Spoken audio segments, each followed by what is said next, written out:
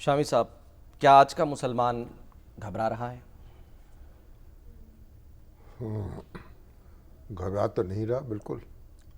اور آج بھی دیکھیں نا، ایک وہ جو سمود فلوٹیلا ہے وہ روانہ ہے غزہ کی طرف. جی جی 41 ملکوں کے لوگ اس میں شامل ہیں جی ہاں. اور 70 جہازوں پر وہ کارواں مشتمل ہے. فلوٹیلا جس اور بحری جہاز، اور دنیا بھر سے لوگ جو ہیں اس میں مسلمان بھی ہیں، غیر مسلم بھی ہیں، اور غزہ کی طرف روانہ ہیں کہ امداد لے کے اپنے بھائیوں کے پاس پہنچ سکے. اور پاکستان کے نمائندے بھی موجود ہیں اس میں، وہ سینیٹر مشتاق احمد خان جو تھے. جی ہاں. اور انہوں نے اعلان کیا ہے بھئی اگر جو یورپ سے تعلق رکھنے والے لوگ ہیں کہ اگر اسے نقصان پہنچایا گیا تو ہم پورا جو یعنی یورپ ہے اس کو ہلا دیں گے، سول نافرمانی کی تحریک شروع کریں گے، ہمارے ہزاروں رضاکار جو ہیں وہ جینا حرام کر دیں گے، اور ان لوگوں کا، ان طاقتوں کا جو ظلم کے ساتھ ہیں. اور اسرائیل جو ہے ان کو دھمکا رہا ہے آپ کہ بھئی آپ آئیں یہاں، ہم آپ کو جیلوں میں بند کریں گے اور کوئی سہولت نہیں دیں گے. تو وہ تیار ہیں کہ جیلوں میں انہیں بند کیا جائے یا ان کو شہید کر دیا جائے، لیکن وہ اپنے بھائیوں تک پہنچیں گے، مدد لے کر پہنچیں گے، اور یعنی سار ہتھیلی پر رکھ کر وہ غزہ کی طرف روانہ ہیں، اور دنیا جو ہے ان کی طرف دیکھ رہی ہے. تو یہی جذبہ قائد اعظم نے پیدا کیا بر صغیر کے مسلمانوں میں، اور انہوں نے اپنا ایک الگ وطن حاصل کیا. دیکھیں، جب قرارداد لاہور منظور ہوئی ہے اس وقت قائد اعظم کی عمر 64 سال تھی. اچھا. 71 سال کی عمر میں پاکستان حاصل کر لیا، اور 72 سال کی عمر میں دنیا سے رخصت ہو گئے. صحیح.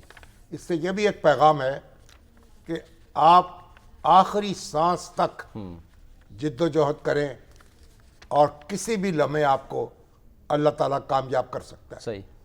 اور قائد اعظم کی اور مسلم لیگ کی جد و جہد کے نتیجے میں دنیا کی سب سے بڑی اسلامی مملکت جو وجود میں آئی، جسے پاکستان کہتے ہیں، ٹھیک. اور آبادی کے لحاظ سے کوئی دوسرا ملک اس کا ہمسر نہیں تھا اس وقت. اچھا. اور قائد اعظم نے یعنی ایک دیانت اور امانت اور صداقت اور استقامت اس کے ساتھ اپنی جد و جہد کی، پورے بر صغیر کے مسلمانوں کو اکٹھا کیا اور ان کو ایک آزاد وطن لے کر دیا. اب قائد اعظم جو ہیں، دیکھیے نیلسن منڈیلا، انہوں نے 1992 میں پاکستان آنا تھا ٹھیک ہے.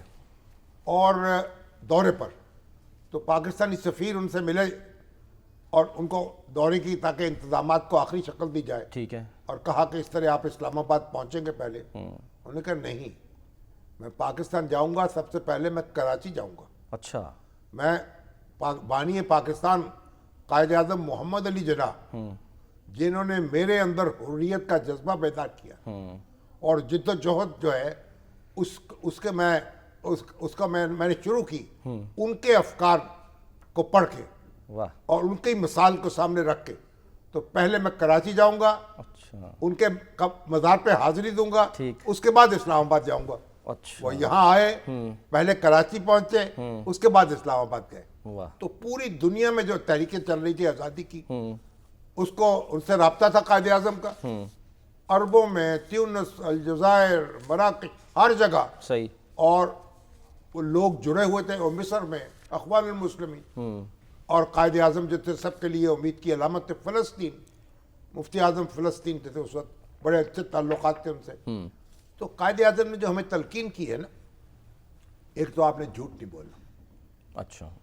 بڑی ایک مشہور واقعہ ہے کہ وہ انگریزی میں تقریر کر رہے تھے، جلسہ عام تھا بڑا، اور ایک بابا جو ہے وہ نعرے لگا رہا تھا اور وہ زندہ آباد کے اور کہہ رہا تھا.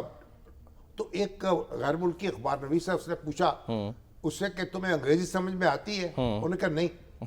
تو پھر نعرے کس بات کے لگا رہے ہیں؟ انہوں نے کہا مجھے انگریزی تو سمجھ میں نہیں آتی مگر یہ سمجھ میں آتا ہے کہ یہ شخص جو ہے جو کہہ رہا ہے سچ کہہ رہا ہے, میں اس کے ساتھ ہوں. ٹھیک ہے. اور پھر انہوں نے پوری زندگی میں جو کمایا اور جو خرچ کیا ایک ایک پائی کا حساب رکھا.